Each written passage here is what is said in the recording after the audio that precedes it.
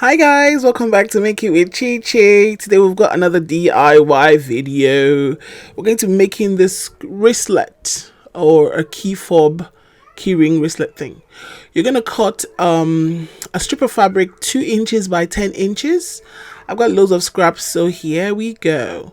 So what we're going to be doing is folding 1/2 inch on either side of the strip, and we're going to press that down. So I've done lots of this. I have lots of fabric lying around, and if you're not making this and you would like to buy, you can buy from my shop. It's called ruby.com with double O, RHOOBIE.com. So as you can tell, I'm using just African fabric because I love African fabric, but please use whatever fabric you like. Here we're going to be using some cotton canvas webbing, 25 millimeters, and that's 1 inch. Cotton webbing is the best for this project. It's very hard wearing. Please stay away from the synthetic one. I'll just put it out there. Stay away from the synthetic one. It's annoying. It melts on heat and it's just annoying. So here is the key fob hardware. It's 1 inch because we're using 1 inch webbing, obviously. Use any strong glue. I know some people use E66, I think that's what it's called. Any strong glue that dries clear. I don't know why I'm showing you this whole tin, but please look at my tin. I made that tin. It's beautiful. I love it. And there's a video on my channel showing you how to make that tin. It's very easy. So now I'm going to be showing you how to make these wristlets. Like if you're making it to sell, if you want to make a lot for Christmas presents or for the family or something, just to make them, how I make it fast and quick. I mean, it's a quick project anyway, but this would even make it faster and quicker. So I'm putting the already ironed pieces of fabric on the webbing, and I'm going to be clipping it with my sewing clips, which I'm sure everybody knows about. You can't use pin on here. You can if you want to, but you'll probably hurt yourself. So clips are the best for this. Okay, so what I would advise is in between each fabric strip, leave like 1/2 inch or a little less, because the thing with cotton is it tends to stretch a little bit, and then you might have overlap, which, I mean, you can always cut that off anyway when you get to the cutting part, but just to avoid that, just leave about 1/2 inch or so in between each strip. I learned my lesson along the way, but I was able to shuffle things around and it worked. Okay, so here we go. Different lovely Ankara fabric. We love Ankara fabric. As I was saying, please don't bother using the synthetic webbing. It does not it doesn't last long.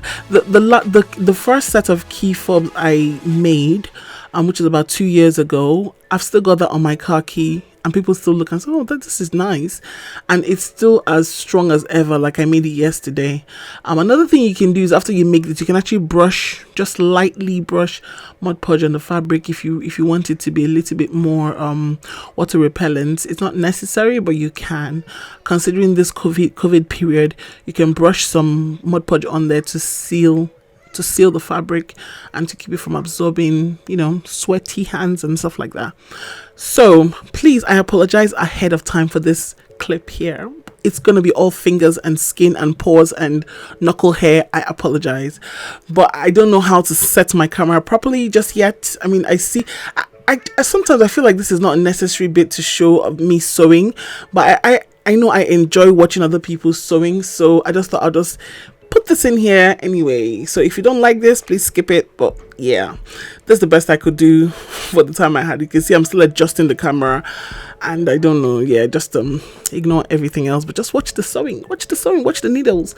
So you're gonna be sewing two sides. Okay, we're sewing one side down first, and as we're sewing it down, we're taking off the clip, which is nice. You can take all that clip off, and when you're doing the second lane, the dual carriageway, when you're doing the second part, then you don't have the clips to bother you. So what I'd advise is visually mark the gap between, I'll say about 2 millimeters between the edge of the webbing and where your needle is going down. So visually mark that lane and try and keep it as straight as possible, because this is a stitch that people will see. If you're selling this or giving us a gift, this is a stitch that's visible. Another tip I have is to use a thread that is that matches the color of your webbing. I did do another set of this after I did this. I used a brown webbing, and so I use brown thread. Doesn't matter what color the fabric is, but it's nice when the thread matches the webbing. It looks, you know, more professional. And as you're sewing, if your fabric is, I don't know, crumpling or folding or anything, you really want this fabric to be as straight as possible.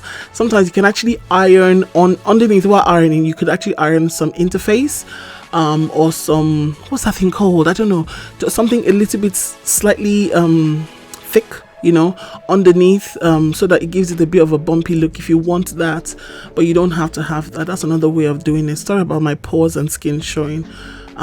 So yeah, that's another thing you can do to keep this fabric as straight as possible, but personally I don't think it's very necessary, but you can do that if you want to do that.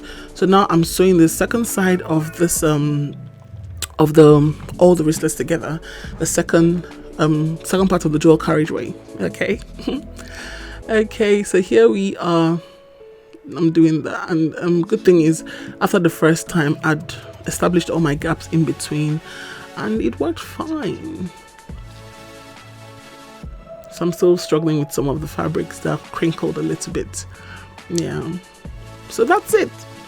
It's all sewn. This difficult part is done. The difficult part is done. Okay, so I'm just gonna cut as I make. I'm not gonna cut it all. You can if you want to, but I'm just gonna cut as I make. And then one thing to note is that you really need to get rid of all these scraggly hairs, thread sticking out and all that. Cut it off, cut it all off, because it will show in the final result. So you really need to get rid of that. So I need to talk about a little bit about the key fob hardware. Okay, so that plier there is another thing you need. I didn't mention earlier. I've got 3 different names for it: key fob plier, flat jaw plier, glass running or breaking plier.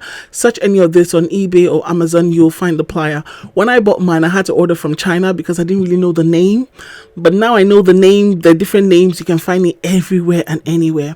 So I'm going to be putting some strong glue on the edges of this of the webbing. Okay, put some glue on there, and in between as well. I'm going to put some glue in between so that they stick together, because the key fob hardware actually has 2 teeth, and the teeth is on one side of the hardware. Okay, the teeth is on one side of the hardware, and when that teeth sinks into the key, into the wristlet, I don't know, I've got trust issues. I'm sorry. Okay, so I feel like the teeth will not get to the other side of the wristlet, so I have to put glue to hold the other side.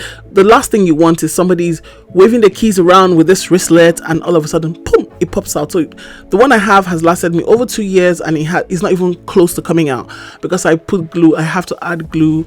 Any strong glue will do. E60, I think that's what it's called, or super glue, or this one is great. So what I'm doing here is I'm actually covering the hardware with scrap cloth just for the first press. Oh, actually I did it for all the presses because I don't want the plier to bruise my key fob hardware. There's some of the pliers you can get that have a plastic cover, a plastic fitting. I don't know what it's called.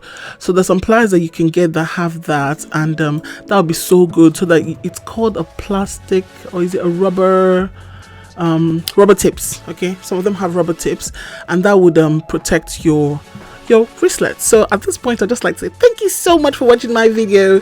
Please like this video, and give me a thumbs up, subscribe if you haven't, share, and I'll see you next time in more DIY videos to come. At this point, I'll just say thank you so much, and God bless. Happy crafting. Bye.